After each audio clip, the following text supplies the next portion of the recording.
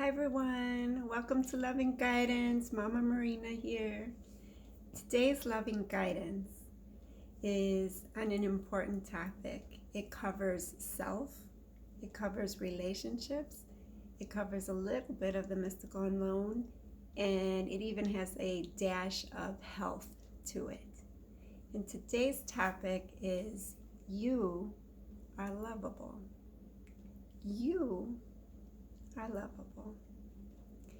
And it's really an important topic because when we think of a brand new life, our own brand new life, when we first were born, we're this brand new life in a new infant body, and our life energy, it's completely pure. It's completely just open to learning and the excitement of life. And naturally, we are born with the right to love and the right to love. So there's a give and take there, right? You have a natural right, a natural born right to love, to give of your energetic life-loving self, your life-loving energy to others, to give love, right? The right to love. And equally as important, you have the natural born right to love, meaning to receive love from others, to receive the care and concern, the genuine love, an energetic, powerful emotion. It's a force, that energy, that loving energy, to receive it. So there's a give and there's a take. And so always remember that you have naturally been born into this life with the right to love, the right to love, the right to love. Okay? And it's so important to remember that because part of our existence is to give of ourselves, meaning the love that we have within us, that we were born with. We have to pick those that are worthy of that love. It's a treasure. It's our treasure. It's like our treasure full of gems, and we get to pick and choose which gems we give to whom and who are actually worthy of a part of ourselves, of us, our love. Okay? We don't just scatter love aimlessly to everybody. I love you, I love you, I love you, I love you. Everybody gets my love.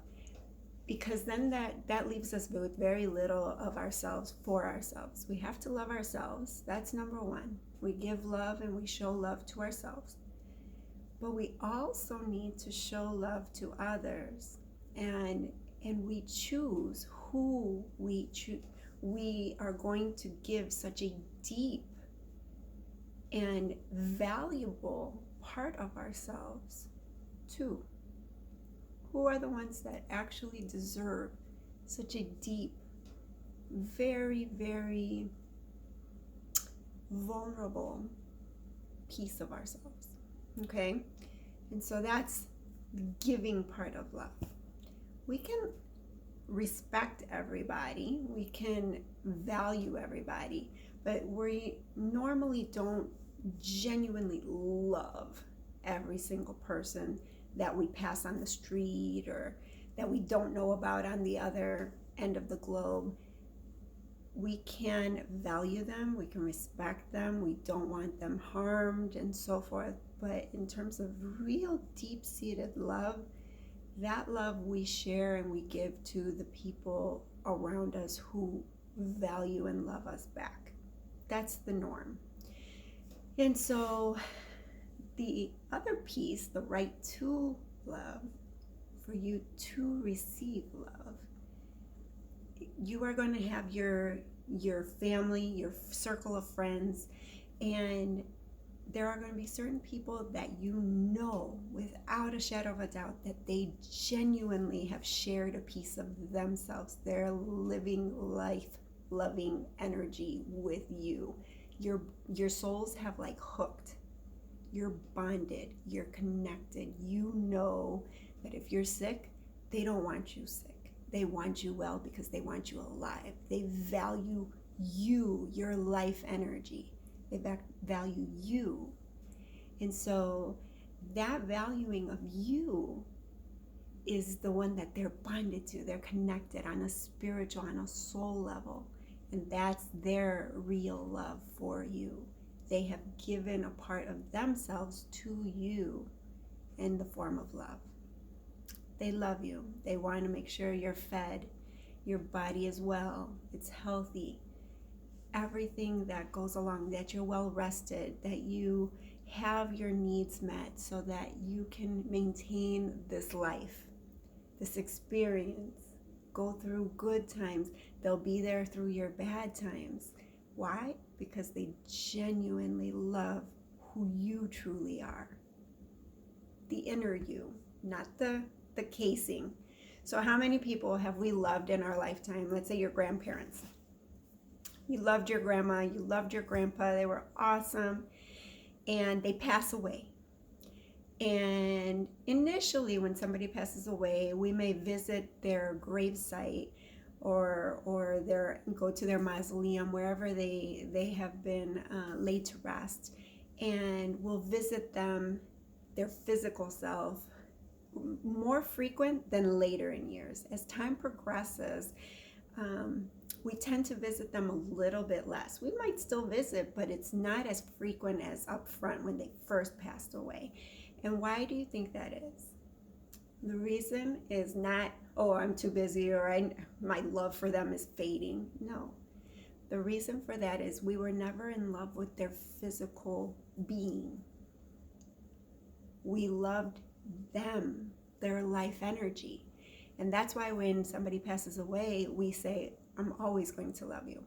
Yes, because it's your life energy, your soul, your spirit, your ether energy that is connected to their ether energy.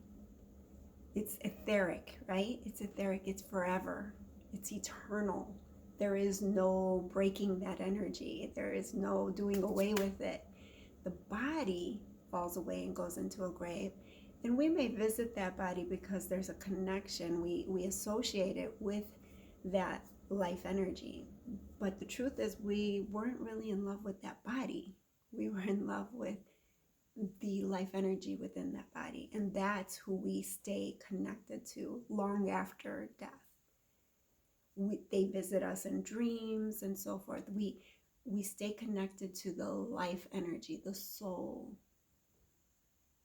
And so people who, let's say, marry or get into relationships solely for the body, they look extra sexy, and we are very attracted to them. We enjoy, our intimate moments, physical intimate moments together. All of that is fine and dandy. But eventually, if the love is not between the two souls, where they truly connect and they truly bond with one another, and there's a genuine, it's like a magnetic pull of the two souls beyond the body, then those relationships will disintegrate over time. Things will happen and they start to not like each other as much. But when you are in love with the other person's actual life energy, their soul, their true self, that's when the love will stand the test of time. That's when it doesn't matter the trials and the tribulations and maybe the little bickering that goes on all throughout life and the disagreements. The love is there that keeps it glued together. The love is what keeps it strong. Doesn't matter that I'm disgusted with you, or that you're stinky, or that you're whatever, you left the toilet seat up, or whatever it is, right? All the little disagreements that couples have, because they genuinely love each other. He loves and respects her life, her. And she loves and respects his life, him, beyond the body. It's beyond the physical.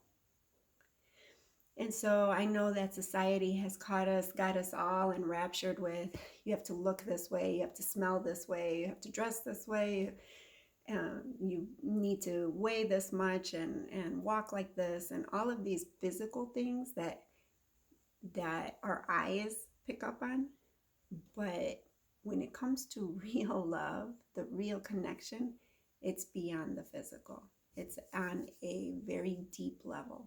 And that's when you know you have the genuine love, the genuine connection, something that is truly lifelong and maybe even beyond. So that is today's loving guidance, is for you to realize that you are lovable, that it's not what you look like on the outside. It's not the expensive bag that you're toting, or the shoes, or the clothing, what car you're driving, what house you live in. None of that is the actual lovable piece. The lovable piece is you, your life energy.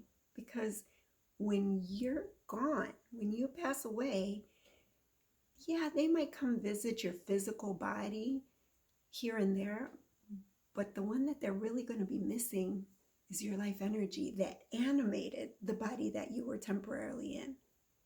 They're going to be missing that connection, the connection with that life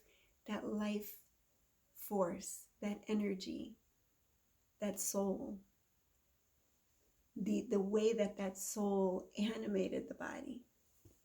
So it's that energy that we miss. And that's the energy that allows us to continue loving somebody long after they've passed. And so that is what you're seeking. For those of you who are single, you're seeking finding somebody whose life energy you are in love with. And that no matter what they look like and no matter what, you still adore their life energy, who they are. You want that connection to last forever, because that is who you're in love with. It doesn't matter if they're old, gray, without teeth, have boogers coming out. You don't care the physical aspect of it. You're in love with them, the real them inside, the driver of the vehicle, right? This is the vehicle. You're in love with the driver of the vehicle. And so that is today's loving guidance, is knowing that you are this life energy that is so naturally lovable.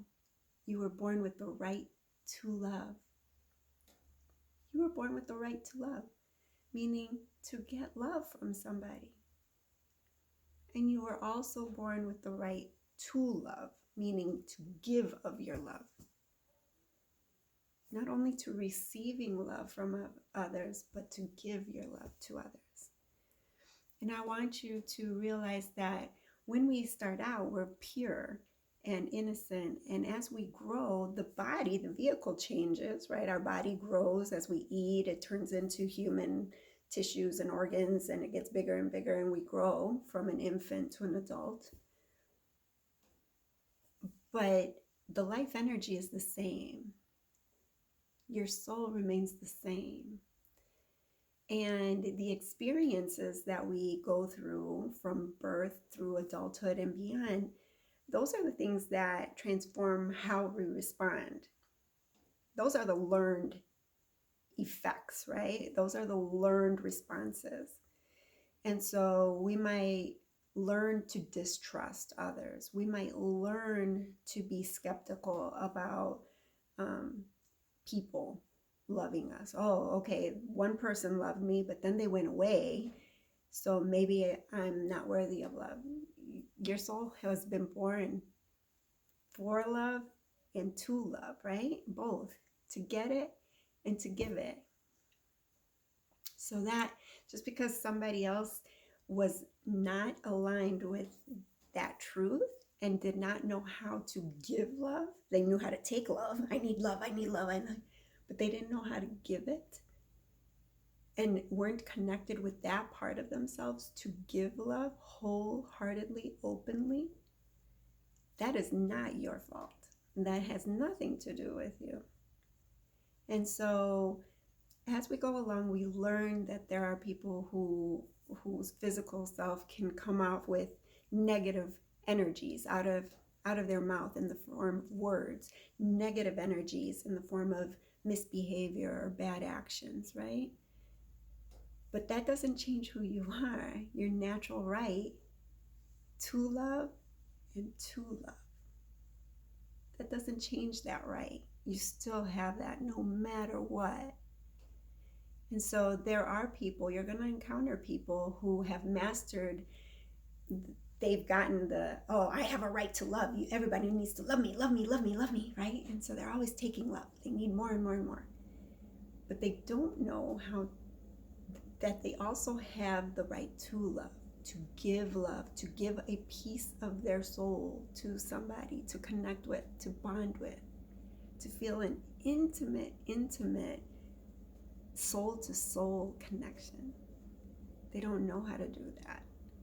And just because they weren't taught that, they barricade that aspect of them, does not mean that you still don't have those two aspects, to give and to receive love, right? Those are your natural born rights. So oftentimes when we're seeking love from somebody who doesn't know how to give it, we feel somehow less about ourselves, but it really has nothing to do with us. It really has nothing to do with us. And that needs to be fully understood. And then there are people who they know how to give love, but they don't know how to receive love. So they give to everybody. They love everybody. They're always right there to safeguard everybody like a superhero. They swing to help this person. They just, I care about you, I care about you, I care about everybody. They care about everybody. But when the time comes for them to actually receive love, they shy away. It's almost like they feel that they aren't worthy of receiving love. And it's not even an issue of worth. It is a fact that they don't know how to receive it. It's more of an awareness. It's being aware that you have a right to love, give it, and a right to love, to receive it. And so once you become aware of the fact that there's these two parts of your essence, to give love and to receive love, that's when you can start to open yourself to receiving the love, to receiving compliments, to receiving acknowledgement for a job well done or your efforts, to receiving the attention, the accolades, to receiving. So we need to always remember those two aspects. It's the give and the take. Everything has to be in balance. The law of rebalance is constantly playing out in our life. And so if you are giving too much, it's a matter of time before you will eventually have to learn to receive love. And if you are constantly taking love, and you don't give enough, it's a matter of time before life and circumstance teaches you to give love. How to do that, how to become aware that that's a part of who you are, your actual natural born essence, is to give love as well. To show care, concern, empathy, to connect on a soul level with somebody else. And I like to think of it as gems, right? We're giving gems. We have this treasure inside of us, and we get to choose who we're going to give a part of our treasure to. You don't just confetti it all over the place. You strategically know somebody and say, I'm giving you a part of my soul.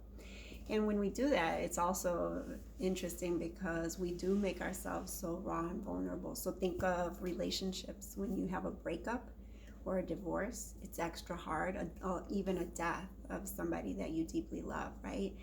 That splitting, it feels like a part of you is being ripped out. That's because they gave you love and you gave them love, and that exchange is the glue that binds, right? So it's bound together, and when we have to rip it apart and we're like, oh, it's so challenging. We don't want to. There's a resistance. We just want to go back sometimes, to the love that we had, and we want to hold on to at least that because we had that we knew that. And so it's very challenging. Divorces are very challenging.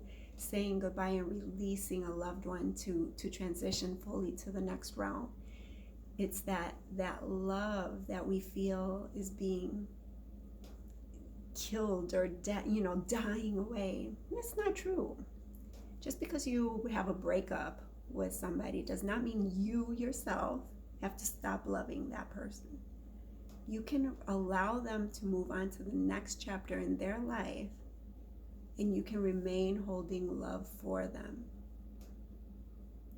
It will be different in that you may not be receiving the same love back anymore. When you were together, it was a give and take. You gave, they gave, and so there was this exchange. So you may not have the exchange, but you're making the choice to love that person. You can continue to love the person. When somebody passes away, they have left, they're transitioning to another realm. But that's the hook. You're unhooking yourself from them, okay? And so that they can transition to that other realm fully and freely. But that doesn't mean just because you've unhooked that your love for them has to be killed off or nothing like that. You're stabbing them. No, you're not setting fire to the love that you had for them. You're holding on to the love that you had for them. You get to keep it. It's yours. They gave it to you. And so you get to keep that love. And the love that you hold for them, you get to keep that. It's yours to keep. Through divorce, through breakups, through the loss, the passing of someone, you hold on to the love that they gave to you, and you hold on to the love that you're holding for them. And they will carry that with them as well. That's why a lot of people end up being great friends, even after, maybe initially it was a little rough patch, but then eventually they settled into a nice friendship. It ends up pretty peaceful, because the tumultuous physical energies, the emotional energies have simmered down. They're not bubbling and brewing inside of us like before in our mind, right? It's bubbling and brewing, all these thoughts, and all of that has tamed. And because the emotional energies have calmed down, the mental energies have quieted, they've tamed, they've come to a more balanced place. That's where we can realize, hey, I will always love you. You may not be my partner anymore. You may not be in my life anymore because you've moved on to the next realm. But that doesn't mean anything. My love for you is still there. And so, and many times, the souls that pass on, whether it's your grandma, she still loves you. Her energy, that's an energetic exchange that cannot be broken. It cannot be broken. You can unhook, right? But the hooks don't go anywhere. One is in the next realm, you're here, and the energies are still there. Your grandma's energy is still there. It's eternal. It's always going to have that vibrancy with you, that connection, that etheric, energetic connection with you because of the exchange that took place. So I'm wanting, I know it's a little bit of a deep concept of love. It's a little bit of a more of an unusual way than how we think of love. We think of butterflies in the belly and oh my gosh, and it's so excited. And we think of love, how we romanticize it in movies. But when you think of the real deal, it's the love that's within. It's the soul. It really is the life energies. There's an energetic exchange. It goes beyond the physical vessel. It goes way beyond the physical vessel. So if you have fallen in love with somebody strictly for their physical self, you find them extra sexy, and you love your intimate times, be cautious with that, because as they age and as maybe you gain weight or whatever it is, you start getting the wrinkles and you can't perform or whatever, right, in bed. And age does take a toll on our body. And if that's all your love was founded on, was the physical, it's going to disintegrate with time, because that wasn't the real connection. The real connection happened on a soul level. So, my loves, Mama's loving guidance for you today is to realize that you were meant to give love and you were meant to receive love. Like my grandma's plaque said, she had a plaque on the wall with these little birds, and it said, the greatest joy on earth is to love and to be loved. I'm trying to remember it right. The greatest joy, it might have said in life, the greatest joy in life is to love and be loved. And it was a really sweet plaque, and I think that is very true. It's both. You have a right to love, and you have a right to love. So remember those two aspects, to give love and to receive love. Allow yourself both to give open-heartedly your gems, your inner self, to others, and to receive gems and true, genuine connection and love from others. Don't shy away from either. Give and receive love. Be open for that. And that is how you fulfill your inner love energy. It makes you healthier to be able to give and to receive love. And it helps you remain connected, the mystical unknown. It helps you remain connected to those who have passed on to the next realm. It helps with our interactions and our relationships with others to give love and to receive love. And most importantly, it helps to balance us. For in this entire temporary lifetime that we are currently in, it balances us to give and take. It's the scales, the law of rebalance, always at play. Make sure you receive love and allow yourself to receive, and allow yourself to openly and willingly give. Do not shy away from either. And that, my sweeties, is Mama's loving guidance for you today. Love, you are lovable. Remember that. Touch that part of you and never forget. Look at your baby picture and realize that small little gentle vulnerable soul was worthy of love and being loved, of giving love and receiving love. Look yourself in the eye in the mirror. Realize, I'm going to give love, I'm going to receive love. Okay, my babies, until next time, I love you all. Stay well.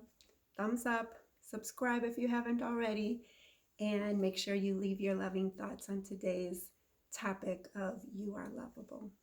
Okay, until next time, my loves.